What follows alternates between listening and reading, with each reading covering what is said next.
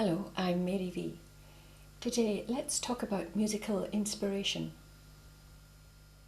Sometimes the technical aspects of playing the violin are overwhelming. They're so absorbing, they're so difficult. It takes such a long time to develop the technical aspects. And sometimes we forget that the whole purpose of playing the violin is to really express a musical language, because that's what music is. It's a language. And we express that through our feelings, our senses, and through our instrument. And sometimes it's a really good thing to take a piece that you can already play, an easy piece. It could be a folk tune, it could be a piece of classical music, whatever you like. And forget the technique, really forget the technique for a moment. And play it, and when you play it, try to shape it. Try to express the music in it, the ups and the downs, the repetitions, all the things that are in that music with incredibly heartfelt feelings. And you'll find that inside you is the meaning of the music, the inspiration. You're walking around with it inside here all the time.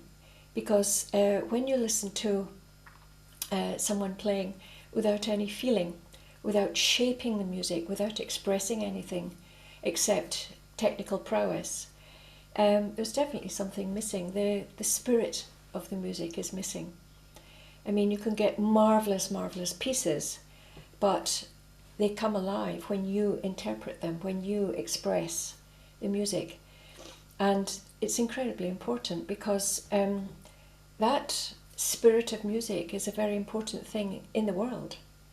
You know, the culture of it, the spirit of it, what we're striving to express is something slightly beyond us humans, really. So it's a great thing, and always remember that. So take some time to get a piece that you really love, especially folk music of your country. That's a lovely thing. Take time to have a look at the patterns in it. Let's take an example in speech. Supposing someone was to ask me, Mary, what are you doing? And I said, dreaming, dreaming, dreaming. Now every time I said the word dreaming, it had a different meaning. And really, that's a good example of what music does. There's repeated notes, and each one has a different meaning. And you search for it and you express it. It's the expressing of the thing that you know inside that hasn't got any words. Actually, it's the great joy of music. That's the central joy. Because once you start giving yourself the chance to really express through your instrument a musical idea, that's you set for life. You're carrying that around with you. And through your instrument, you can express more and more sophisticated ideas and lines. Just like when we were a baby, we said simple things like mama, dada, and eventually we can understand and speak very subtle and beautiful, sophisticated lines like the quality of mercy is not strained, it falleth like the rain from heaven. One of my favourite Shakespeare speeches. Well, music's the same. We develop. We start off almost like we're saying mama dada on the violin because, you know, it's completely overwhelming and we can't speak the language yet. And there comes a point where you can play simple things but so beautifully. You learn to be more sophisticated. You learn to speak the language.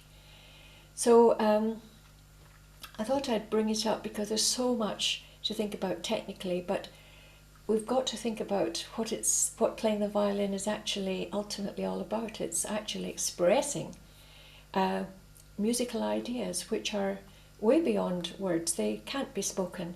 There's something else inside us that is able to express that, and we search for it. It's a very absorbing and joyful thing, and it's the main joy of the violin actually, because you don't have to play complicated pieces to actually explore that. you can use very simple pieces and develop your playing that way. So I wish you luck on your violin journey, and I'll say bye-bye for now. Bye.